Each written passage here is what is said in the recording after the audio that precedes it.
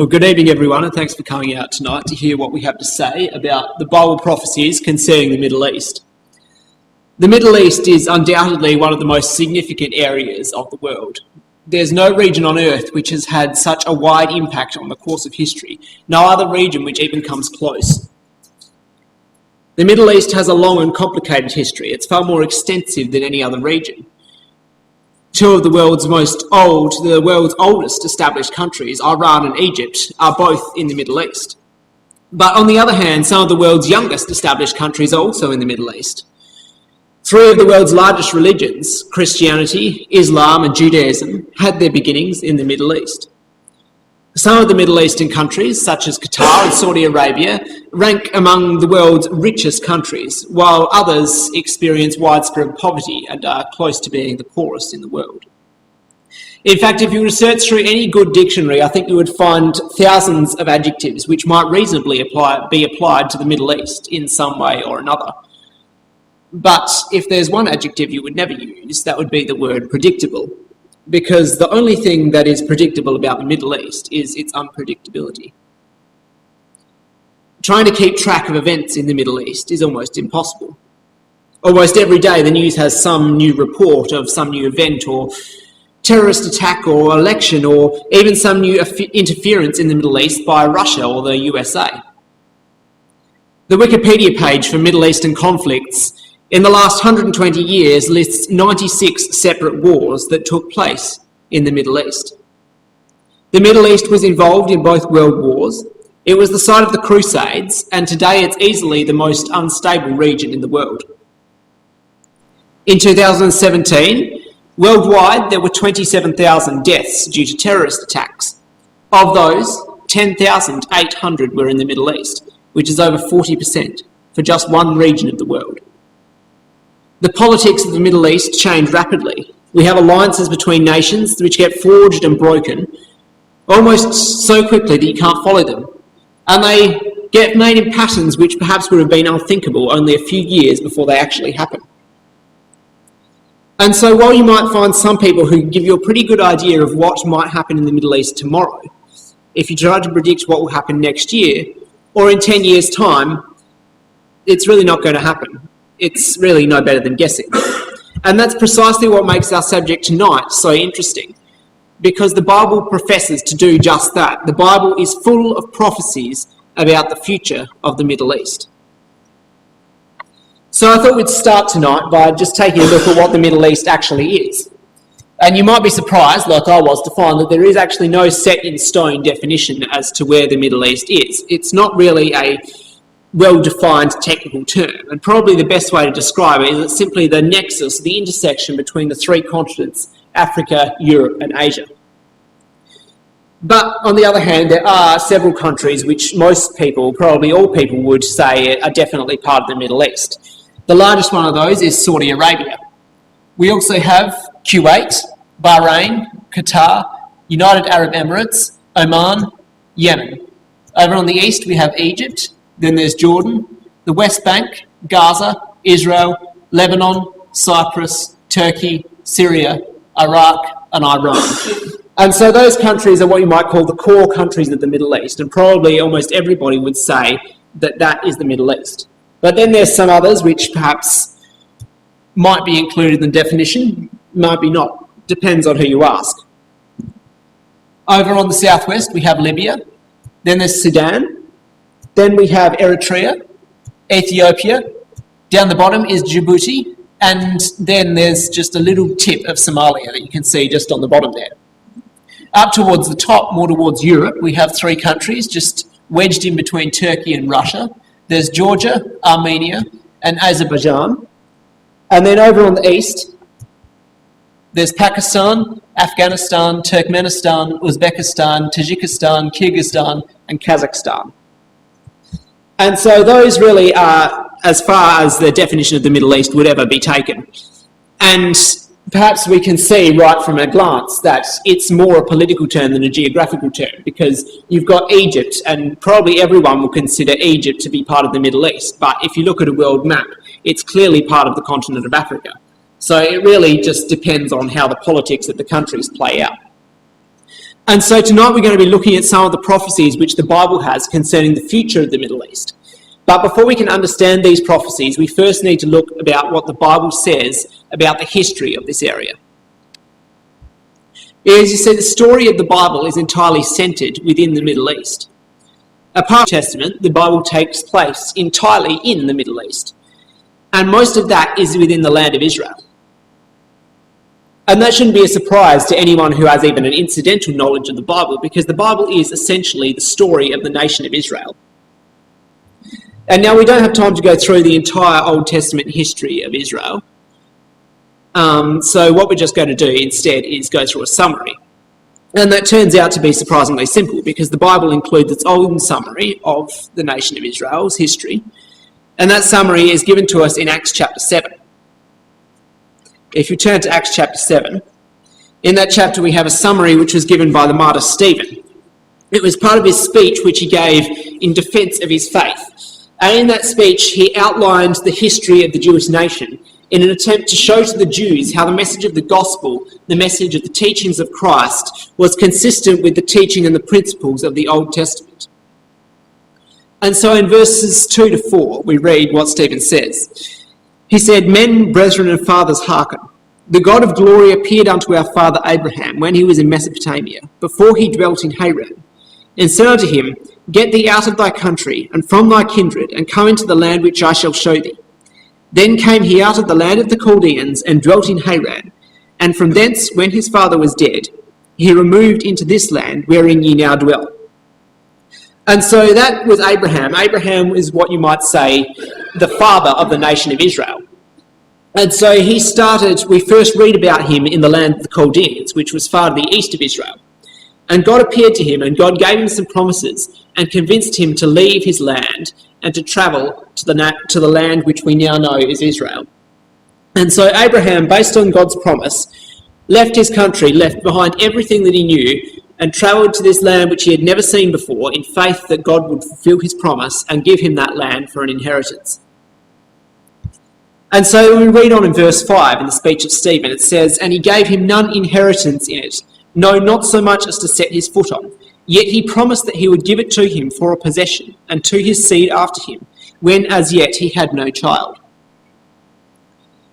And so Abraham was promised this inheritance in the land, and it was promised not just to him, but to his descendants, and it was given to him on the basis of his faith and obedience of God.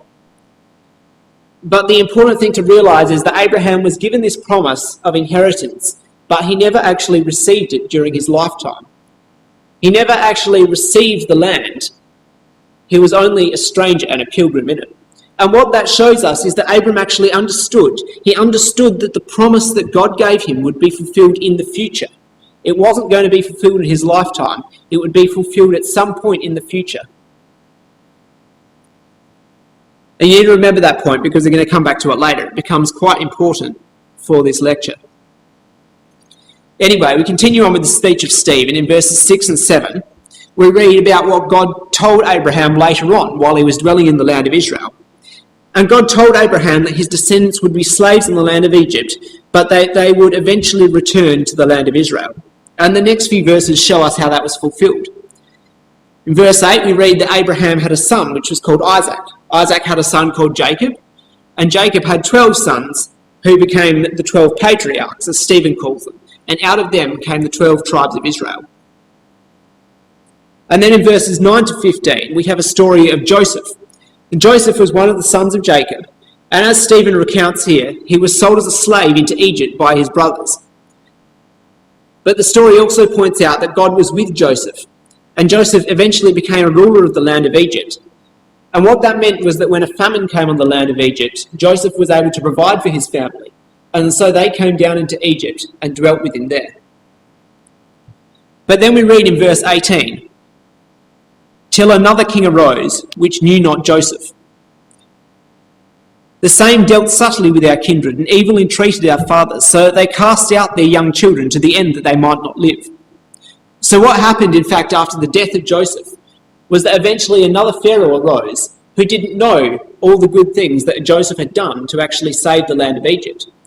And so this Pharaoh put the children of Israel into bondage so that they wouldn't pose a danger to the people of Egypt. But again, God was with his people, and he rose up a deliverer for them. And verses 20 to 35 of Stephen's speech speak about how God raised up Moses to deliver his people. And in verse 34, we read what God said to Moses. He told him, I have seen the affliction of my people which is in Egypt, and I have heard their groaning, and am come down to deliver them. And now come, I will send thee into Egypt. This, and so it goes on in verse 35, saying, This Moses whom they refused, saying, Whom made thee a ruler and a judge? The same did God send to be a ruler and a deliverer by the hand of the angel which appeared to him in the bush. He brought them out after that he had showed wonders and signs in the land of Egypt and in the Red Sea and in the wilderness 40 years. And so what happened, if you read in the story of Exodus, it's not just Stephen who's saying it. Stephen's actually recounting what happened in the Old Testament. And Moses led the children of Israel out of the land of Egypt and into the wilderness. And after 40 years, Joshua, who was the successor to Moses, he led them into the land of Israel. And after that, the Jewish people lived in the land of Israel for many years. And at first, after the death of Joshua, they had no official ruler. After a while, God set up judges over them, and there was a succession of judges. And after the end of the judges, God set up a king, and there was a succession of kings. But eventually, due to the wickedness of Israel, due to their refusal to serve God, God brought the Assyrians and the Babylonians against them, and they were taken into captivity. And so obviously that isn't where the history of the nation of Israel ends, but that's as far as we're going to take it for now. And if you're at all familiar with the Bible, you probably know that story already, and you probably know as well what happened afterwards. But at this point, there's a couple of details which we need to draw out, which will become important later. If you come back to Genesis chapter 13, we can have a look at one of the original promises which was made to Abraham. In Genesis chapter 13, verse 14, we read, And the Lord said unto Abraham, after that Lot was separated from him, Lift up now thine eyes, and look from the place where thou art, northward and southward and eastward and westward. For all the land which thou seest, to thee will I give it, and to thy seed forever. So that's pretty clear, isn't it? He says, I will give it to thee, and I will give it to thy seed forever. And so there's a few points we want to draw out of this promise. The first one is that the land was promised to Abraham personally, as well as to his children. But we know, don't we, from the story of Genesis, that Abraham died long before his children ever had a chance to inherit that land. The second point we want to bring out is that Abraham was clearly promised the land forever. But again, we know from the story of Israel that they did not possess the land forever, because God brought the Assyrians and the Babylonians against them and took them into captivity. And so what we can deduce from this is that from the very beginning, God had a greater plan for the land of Israel. And indeed, God had a greater plan for the Middle East and for the entire world than just what happened to the nation of Israel in the Old Testament. And so what happened afterwards? Well, the nation of Israel was taken into captivity by the Assyrians and the Babylonians. And during that time, the prophet Daniel rose up. And he was given many prophecies by God, and these prophecies concerned the long-term future of the Middle East. And so we're going to consider the fulfillment of one of these prophecies, and we're going to go through it in detail and see how it's been fulfilled in the past and how we believe it will be fulfilled in the near future. And that prophecy is the one which we read tonight, which the chairman read tonight. It's Daniel chapter 11. And we're going to start at the start of Daniel chapter 11 at this point. And we'll start in verse 1. Now Daniel says, Also I, in the first year of Darius the Mede, even I stood to confirm and to strengthen him. And now I will show thee the truth. Behold, there shall stand up yet 3 kings in Persia, and the 4th shall be far richer than they all. And by his strength, through his riches, he shall stir up all against the realm of Grecia.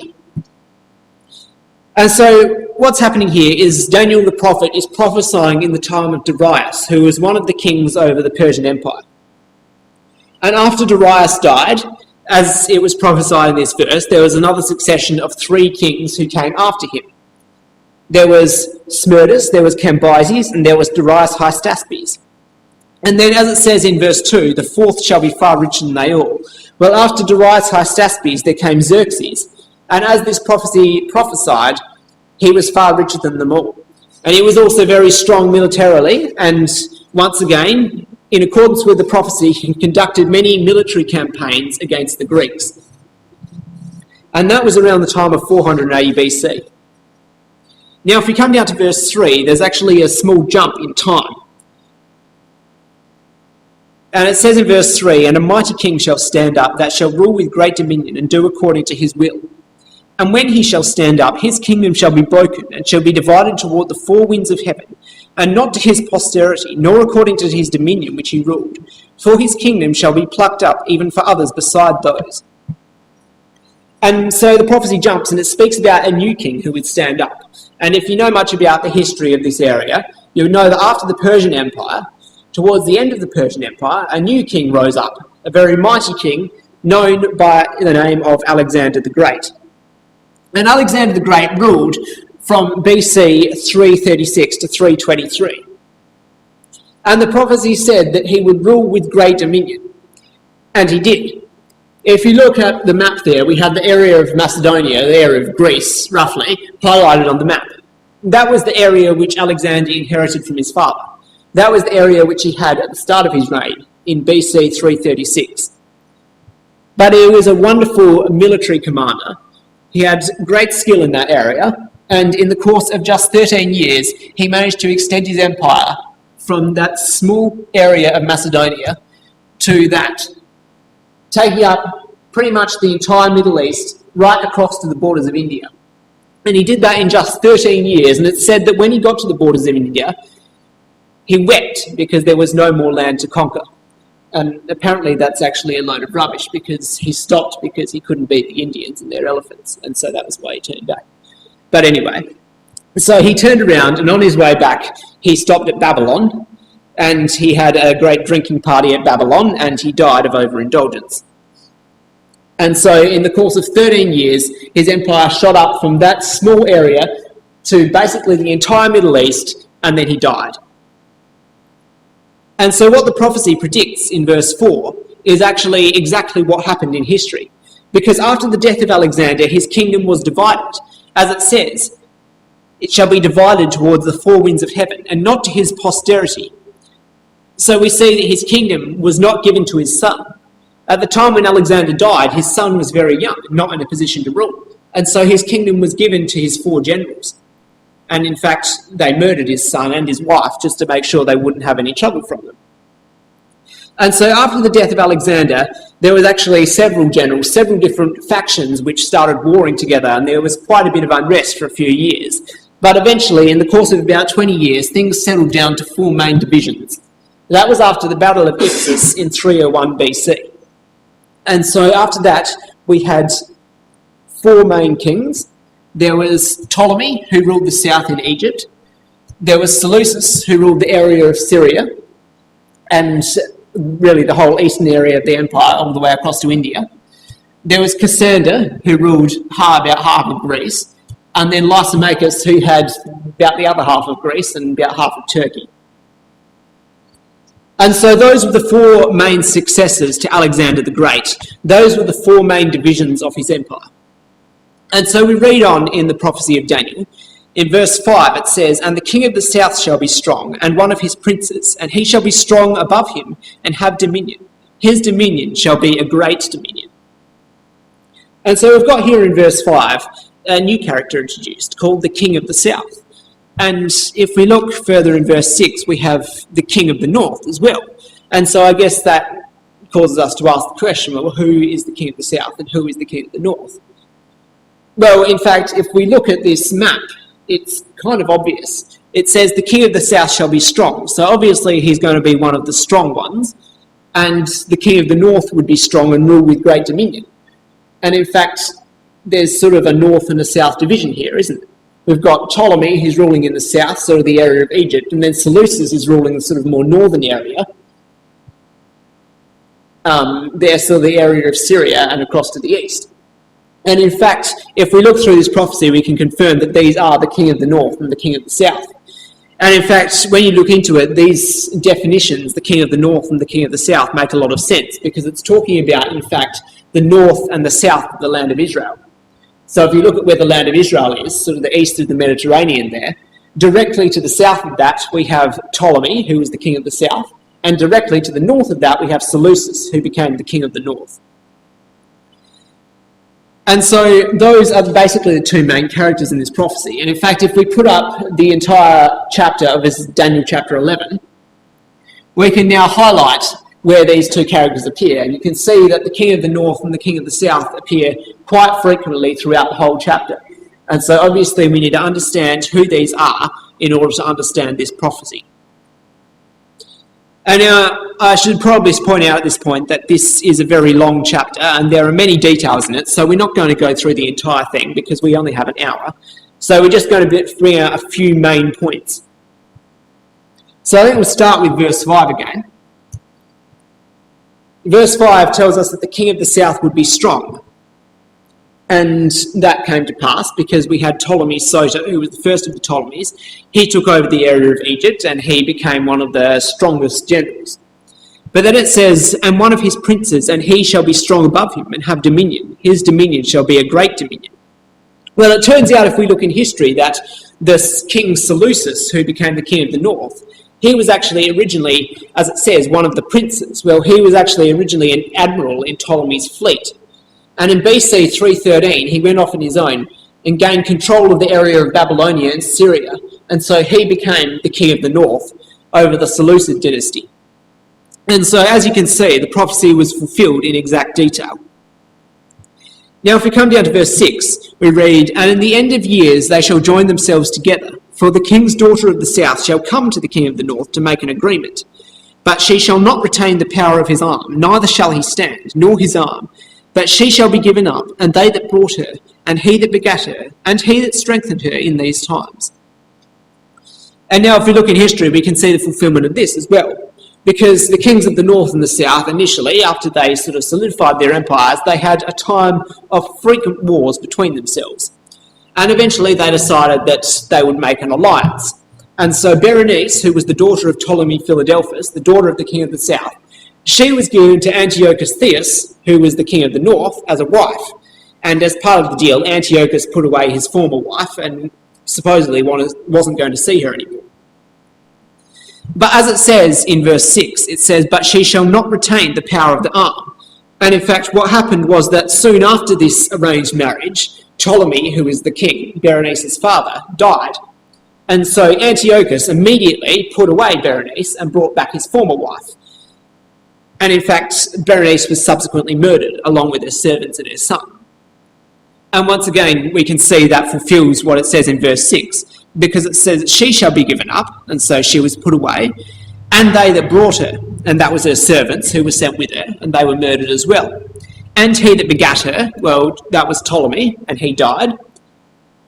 And it also says, and he that strengthened her in these times, and that was her son, and he was murdered as well. And so, once again, we can see that the entire prophecy is fulfilled in very precise detail. So we come down to verse 8. Verse 8 says, we come down to verse 7. But it says, but out of a branch of her roots shall one stand up in his estate, which shall come with an army, and shall enter into the fortress of the king of the north, and shall deal against them, and shall prevail. So it says there, a branch out of her roots, out of a branch of her roots shall one stand up in his estate. So obviously the her there is referring to the her of the last verse, which is Berenice. And so it's perhaps a little complex language here, so we'll draw a diagram to demonstrate it. So if the her is Berenice, then her roots, like a tree, is her father who begat her. So that was Ptolemy Philadelphus, the king of the south. And then if we have a branch out of those roots, that was one of the sons of Ptolemy, who was Ptolemy Euergetes. And of course, he was the brother of Berenice. And in fact, if we look in history, what happened is Ptolemy Euergetes, who was Berenice's brother, as soon as he succeeded his father, he set about avenging the death of his sister. And so he raised a large army and he invaded the Seleucid kingdom in the north and he successfully routed them. And once again, that's fulfillment of verse 7, because it says, He shall come with an army, and shall enter into the fortress of the king of the north, and shall deal against them, and shall prevail. And so once again, fulfilled in precise detail. Now if we come down to verse 8, the prophecy goes on to say, talking about the king of the south, and he shall also carry away captives into Egypt, their gods with their princes, and with their precious vessels of silver and of gold, and he shall continue more years than the king of the north. And so once again, looking back at history, what happened was that Ptolemy Euergetes, he went up and he plundered the king of the north. And he took captives and he took spoils back to his land, just as the verse predicted. And among those spoils was actually a series of images, a series of idols, which had a long time before been stolen from the land of Egypt. And Ptolemy brought them back, and that was how he earned his name, Euergetes, because that means the benefactor. And so also the verse predicts that he would continue more years than the king of the north. And in fact, the king of the north was imprisoned as a captive, and he died 4 years before Ptolemy. And so once again, the prophecy was fulfilled. And so now, if we come down to verse 9 says, the king of the south shall come into his kingdom and shall return into his own land. And that's really just summarising the outcome of verse 8. And so now if we come down to verse 10, it says, but his sons shall be stirred up, and shall assemble a great multitude of forces, and one shall certainly come and overflow and pass through. Then shall he return and be stirred up, even to his fortress. And now, it's kind of difficult sometimes to follow the pronouns in this section, because it talks about his and he, and sometimes it's a bit difficult to follow. In fact, if you follow it through, you can work out definitely that the his and the he in this verse is talking about the king of the north. And so I've highlighted those ones in blue. And so what happened was the sons of the king of the north, he had 3 sons, Seleucus, Ceraunus, and Antiochus Magnus. Well, Seleucus was the oldest. He wasn't much good, so Antiochus Magnus poisoned him and became king himself. And after that, he became known as Antiochus the Great. And as the verse predicts, he assembled a great multitude of great forces. He assembled a mighty army, and he set out to avenge his father. And as the verse predicts, he was successful. He successfully retook Syria from the Ptolemies, and he got almost as far as Egypt, and then the winter came along, and he was forced to return to his fortress at Ptolemais. And so, once again, the verse predicted that it would be stirred up even to his fortress. Now, if we come down to verse 11, once again, we have the pronouns highlighted, just to make it more obvious. The yellow is the king of the south. So it says, the king of the south shall be moved with choler, and shall come forth and fight with him, even with the king of the north. And he shall set forth a great multitude, but the multitude shall be given into his hand. And so what happened was that Ptolemy Euergetes died, and his son succeeded him, called Ptolemy Philopator. And he was very angry that Antiochus had come and tried to invade him, and so he assembled his own army and went up to engage him in battle. And as we saw from verse 10, Antiochus had a very large army which he'd assembled. He had 6,000 cavalry, 62,000 infantry, and 102 elephants, just to top off the score. But despite that, he was completely defeated by Ptolemy, just as the verse predicted. The multitude was given into his hand.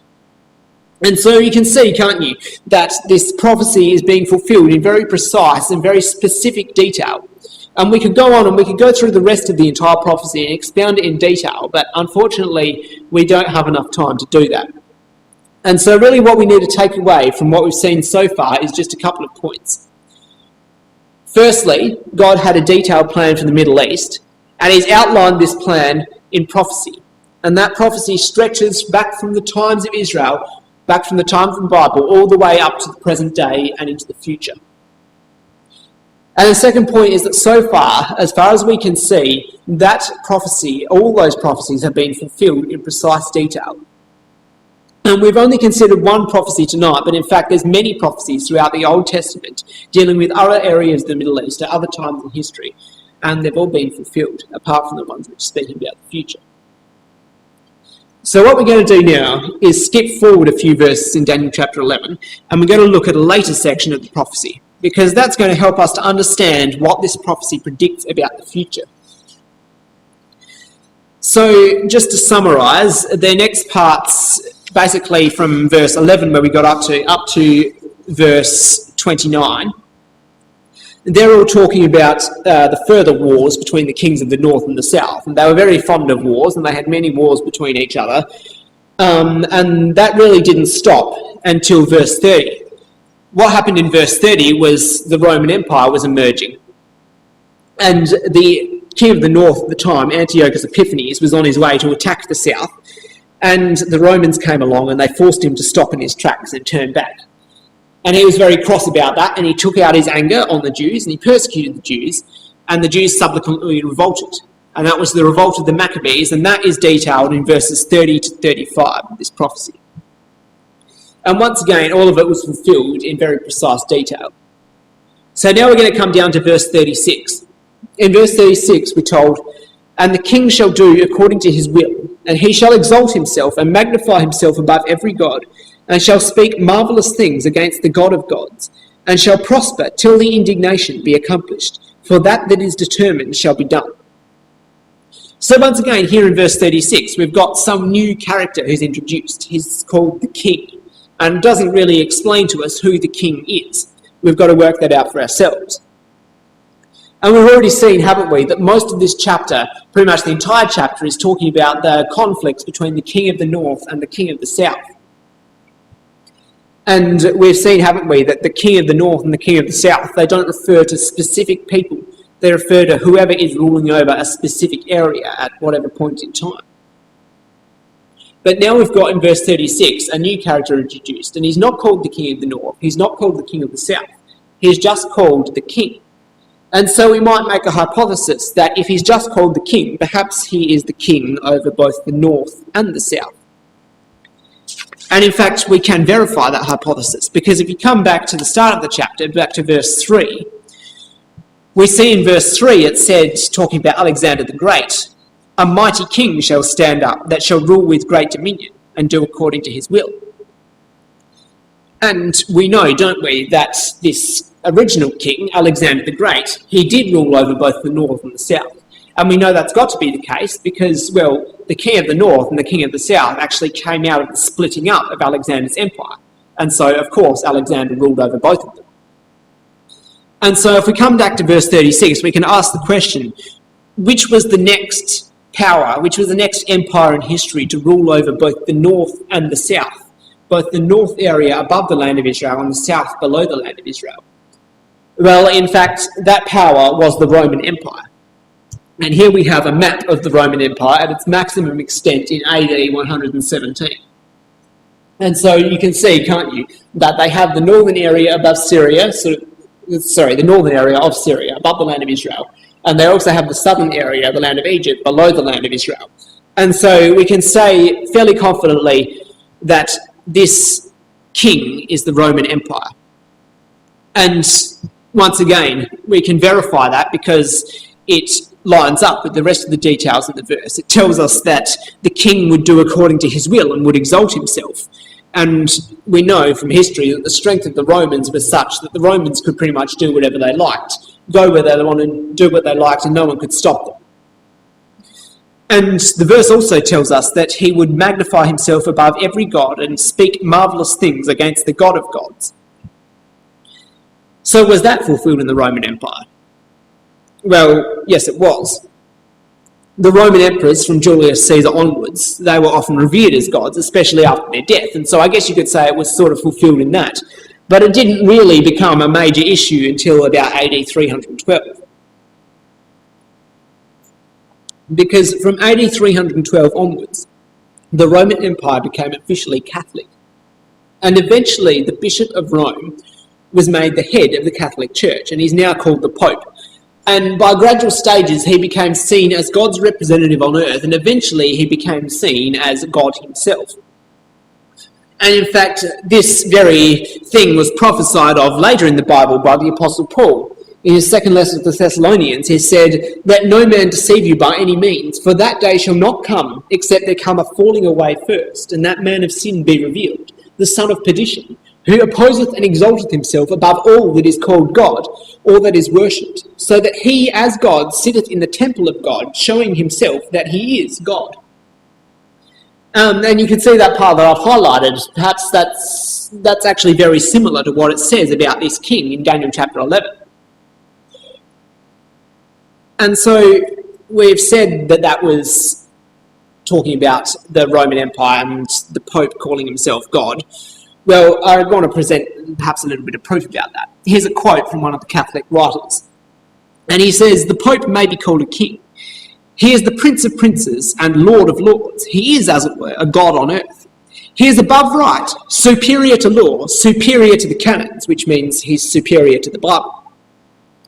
"He can do all things against right and without right. He is greater than all the saints except Peter. Some say he is greater than an apostle and not bound by the commands either of Peter or Paul. His sentence prevails against the judgment of the whole world. His sole will is instead of reason in the bestowment of ecclesiastical offices. He does not commit simony in selling benefices, even though that is basically the definition of simony. He may deprive anyone of his office without any cause. He is able to free from obligation in matters of positive right without any cause, and they who are so released are safe in respect to God. He can take away a possession from one church and give it to another, even without a cause, and no one can say unto him, Why doest thou so? He is not bound by treaties. The Pope and Christ make one consistory. He can make justice of injustice. He can change the substance of things and make a thing out of nothing. He can change squares into circles." So perhaps if any of you are thinking of becoming the Pope, how's your geometry? So anyway, in verse 36 it says of this system that he would prosper till the indignation be accomplished, for that is determined shall be done. And so essentially what that means is that this wicked system would continue until it was destroyed at the return of Christ. And of course we can't verify that because it hasn't happened yet, but we can see that the Catholic system is still alive and kicking in the world today. So now we come down to the next verse, to verse 37. And verse 37 says, "Neither shall he regard the God of his fathers, nor the desire of women, nor regard any God, for he shall magnify himself above all." And so that was very much fulfilled in the Roman Empire, because the Roman Empire was originally pagan, but it became officially Catholic around AD 312 when Constantine came into power. And so, as prophesied, they believed in a God which their fathers had not known. And again, it's always been a teaching of the Catholic Church that its ministers, the priests and the bishops, must lead celibate lives. And even today, priests are not allowed to marry. And that was also prophesied of in the New Testament by the Apostle Paul, where he talks in 1 Timothy 3 about people who would forbid to marry. So we come down to verse 38. It says, "But in his estate shall he honour the God of forces, and a God whom his fathers knew not shall he honour with gold and silver and with precious stones and pleasant things." So that word, it says, talks about the God of forces. That word forces is the Hebrew word mauzim. And if you look in the margin, well, if you have an Oxford Wide Margin Bible like I do, if you look in the margin, it says that that word means gods or protectors. And it's, I believe, referring to the Catholic saints, and they're seen as protectors or guardians of the Catholic believers. And it also says that he shall honour them with gold and silver and with precious stones and pleasant things. And if you go to the Catholic churches, they're very much decked out with all precious materials, very fine work, many works of art. It's all very valuable.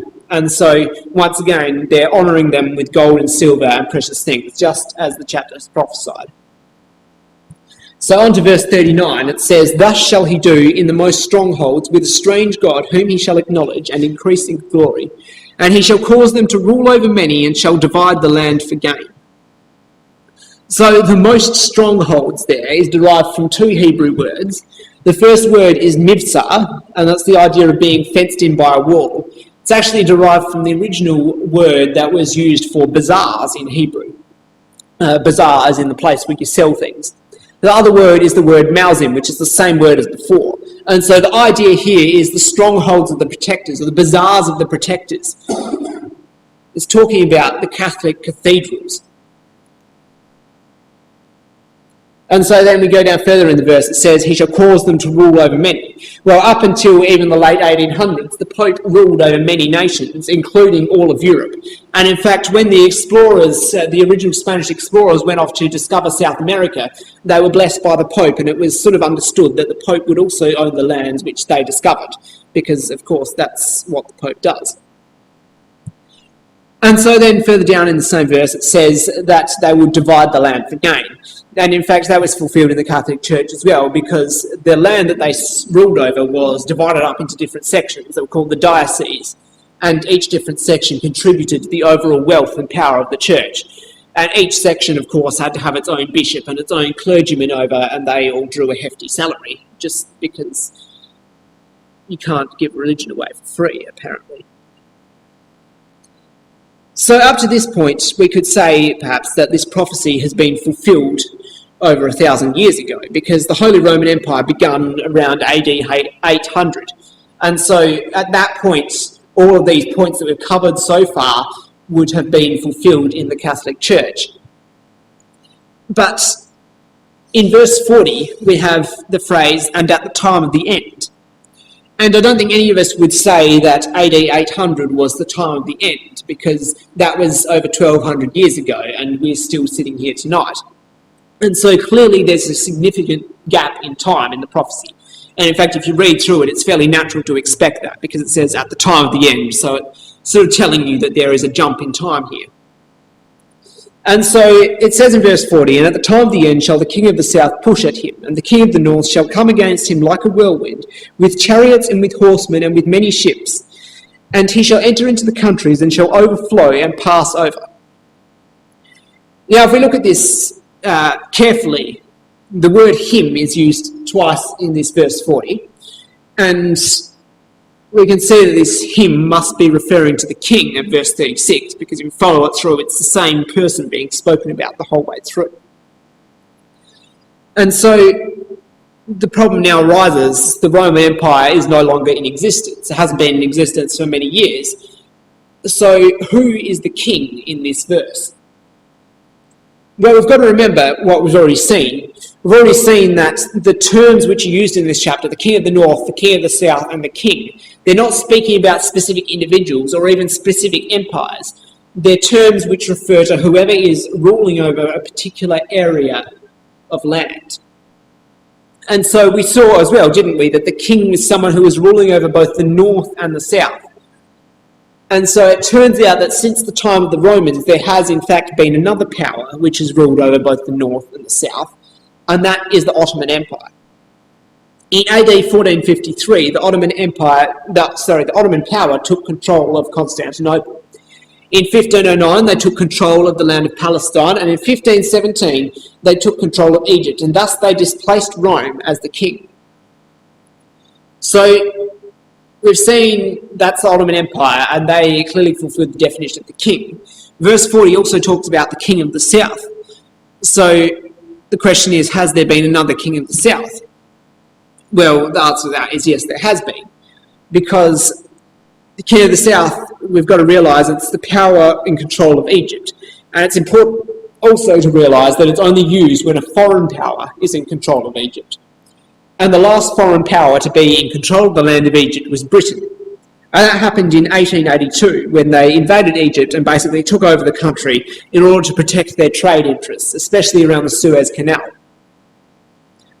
And so that taking over the land of Egypt made them, in effect, the king of the south. And so now the final question we have to ask is, well, we've got the king of the south. It says that the king of the south would push at him. Has that happened? Well, in fact, yes, that has happened as well. In 1914, right at the beginning of World War I, the Ottoman Empire made a secret treaty with Germany, and that put the Ottoman Empire on the opposite side, opposing Britain. But Britain wanted to protect their interests in the Middle East, and they were afraid of what the Ottomans might do to them there. So they invaded the Ottomans. They attacked them with help from the Australian and New Zealand troops. They were the Anzacs, who the Australians celebrate every year on the 25th of April. And so they originally attacked Gallipoli, but the campaign there failed. And so in 1915 to 1916, so they had the campaign at Gallipoli in 1915 to 1916. Shortly afterwards, in 1917, they decided a change of plan, and they instead invaded Palestine from the south. And in this case, they were very much successful, and they quickly managed to push the Ottomans back up into the heart of their empire, up towards the land of Turkey. And so that, we believe, fulfills what it says in verse 14, when it says the king of the south shall push at him. because they pushed them out of the land of Palestine. They pushed them out of the land of Palestine, and that paved the way for the nation of Israel to come back into their homeland. And so at the end of the war in 1918, they signed the Armistice of Mudros, and the Ottoman Empire was partitioned up between France and Britain. And Britain was given the mandate over Palestine, and they decided to give that back to the Jewish people. So now what about the rest of the chapter? There's only about 5 verses left. Well, verse 40, after that colon there in verse 40, it goes on to prophesy of a further invasion by the king of the north. And that is essentially what the subject is for the rest of the chapter. And this invasion has not yet happened, but as Christadelphians, based on our understanding of the Bible and various other prophecies, we believe that it will happen in the very near future. So if we just look at this chapter, what can we deduce about this future invasion? Well, we know that it talks about the king of the north. So whoever invades must be in control of the area of Syria. We also know from these verses that he will come with a large army and a large navy. We know that he will overcome many countries, including Egypt, Libya, and Ethiopia. And after taking possession of Egypt, it tells us in verse 44 that he will hear worrying news from the east and the north. And so he'll go forth there with great fury. And it tells us in verse 45 that he would set up his camp in the land of Israel, probably near Jerusalem. But it also tells us in verse 45 that he will come to a swift and a sudden end. And in fact, you can continue reading, because the same prophecy continues through into chapter 12. And it tells us in chapter 12, it makes it very clear that this time, this invasion, is immediately prior to the setting up of God's kingdom and the ultimate deliverance of Israel. So that's what we can glean from this chapter. But the question is, who will be the king of the north? Well, in fact, we believe we can come up with a very satisfactory answer to that question, because there is another prophecy which speaks about the same chain of events, and that prophecy is Ezekiel 38. And so if you come over to Ezekiel 38, we'll look at this in a little bit of detail. Ezekiel 38 verse 1 says, "The word of the Lord came unto me, saying, Son of man, set thy face against Gog, the land of Magog, the chief prince of Meshech and Tubal, and prophesy against him." And now, before we go into this prophecy in detail, we're just going to have a look at some of the points we can bring out of it. Because, in fact, if you put Ezekiel 38 next to Daniel chapter 11, you can see there's actually quite a few similarities between the two invasions. And what we can deduce from that is that they're speaking about the same chain of events. So in Ezekiel 38, verse 15, it tells us that this invasion would be out of the north parts. And that lines up with Daniel chapter 11, verse 40, says the king of the north. And so both of these invasions come from the north of Israel. In verse 16 of Ezekiel 38, it tells us that it will be in the latter days. And that's a phrase which is often used interchangeably with the time of the end in the Bible. And so we can deduce that these two invasions happened around the same time. In verse 5 of Ezekiel 38, it says that Ethiopia and Libya would be with them. So whoever this invader is, their allies are going to be Libya and Ethiopia. And once again, that matches up with Daniel chapter 11. And so they have the same allies mentioned in the two chapters. In Ezekiel 38 verse 9, it says, "Thou shalt ascend and come like a storm, thou shalt be like a cloud to cover the land." And so it says he'll be like a storm. And in Daniel chapter 11, it says that he will come against him like a whirlwind. And so both of these chapters, the invasion has the same very quick, it's a very rapid invasion in both of these chapters. Ezekiel 38 verse 13 says that he would carry away silver and gold, to take away cattle and goods, to take a great spoil. And once again, that's very similar to Daniel chapter 11. And so both of these invaders come to plunder and to steal. Ezekiel 38 verse 16, he says, "Thou shalt come up against my people of Israel." Daniel chapter 11 says, "In the glorious holy mountain," which It's the language of the Bible that's very clearly speaking about the land of Israel. And so we can deduce that both of these invaders come against the land of Israel. And then going on to the next chapter, which is an extension of the same prophecy, Ezekiel 39 verse 4, God figuratively speaking to this future invader, and he says, "Thou shalt fall upon the mountains of Israel, thou and all thy bands, and the people that is with thee." And we saw in Daniel chapter 11, didn't we, that the invader there also comes to a swift and a sudden end on the mountains of Israel. And so based on all these similarities, I think we've established a fairly strong case that these two prophecies are speaking about one and the same invader, and they're speaking about the same chain of events. And so we come to look at Ezekiel 38. And we saw in verse 2, didn't we, that there's quite a few different nations which are mentioned. And if you read on through verse 3 and verse 5 and 6, there's quite a few different nations mentioned. And what we find is that, in fact, if we look at the origins of these names, they're ancient names for various different areas of the world. And if we work out who they're referring to, we can work out who the modern-day equivalents are.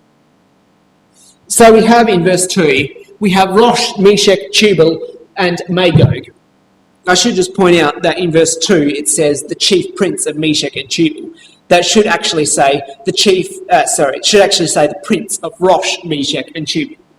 And so that is the area of Russia and sort of the area of Eastern Europe. Then we have also mentioned in verse 5, Persia. Well, Persia is an old name referring to the area of Iran, Iraq, perhaps Syria, and perhaps Pakistan. It just depends how far you want to take the definition of the Persian Empire. Then we have Ethiopia. Well, Ethiopia is not actually modern Ethiopia. If you look at other translations, it's Kush, which is actually the area of modern Sudan.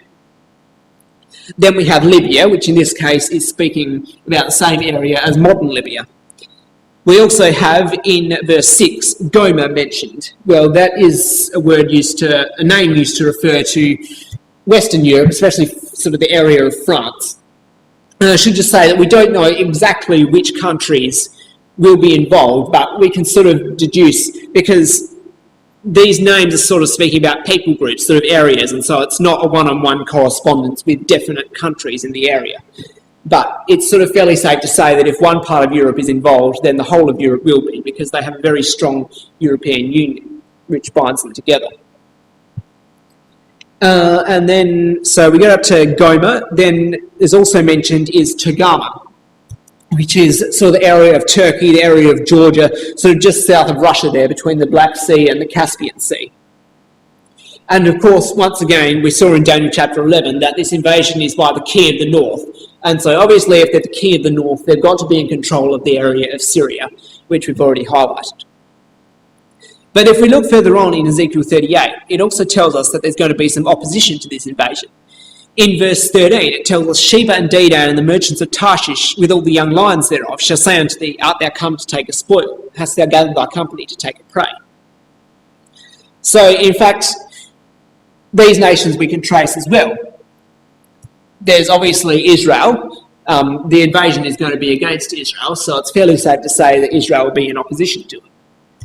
There's Sheba and Dedan, which is speaking about the area of the Arabian Peninsula, especially sort of Saudi Arabia. And finally, there's Tarshish, and Tarshish is an ancient name for Britain. And there's also mentioned the young lions of Tarshish, and that's speaking about the Commonwealth nations, including Australia, and one of them is India, which is just off the edge of the map there, so I've highlighted that as well. And so those are basically the nations that will be involved in this future war, this future invasion of the land of Israel, just before the return of Jesus Christ to the earth. And perhaps we could say, well, if we expect this prophecy to be fulfilled in the near future, perhaps we should see some signs in the world that this is going to come to pass. Well, in fact, we do.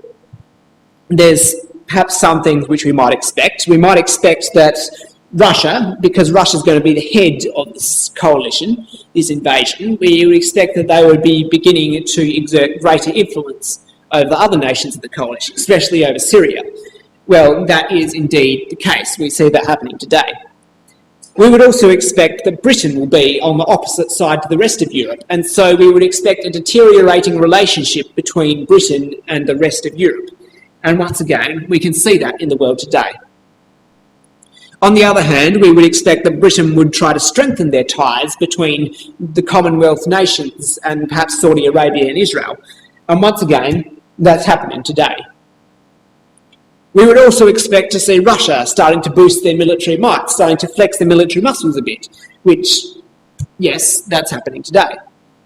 And finally, an invasion battle which is going to involve so many nations, we would expect to see perhaps some nations around the world gearing up for war in the near future. And once again, we see that happening today. And so these are just some of the signs which give us confidence that this prophecy is going to come to pass in the not too distant future.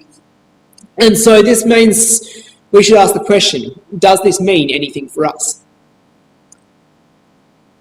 Well, the invasion of the land of Israel, the invasion of the king of the north, in both Ezekiel 38 and Daniel chapter 11, it tells us that it has to do with Israel. And also Ezekiel and Daniel both tell us that this invasion happens just before the final deliverance of the people of Israel.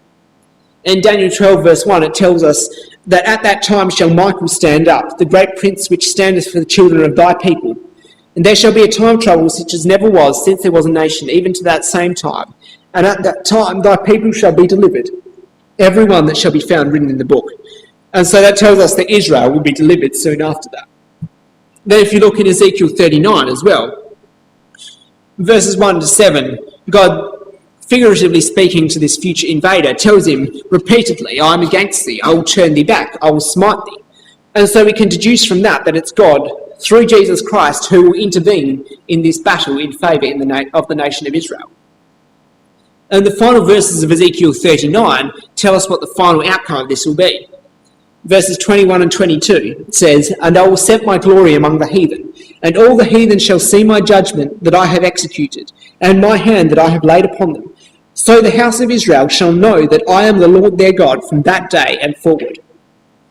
Down in verse 27 he says, When I have brought them again from the people and gathered them out of their enemies' lands, and am sanctified in them in the sight of many nations, then shall they know that I am the Lord their God, which caused them to be led into captivity among the heathen.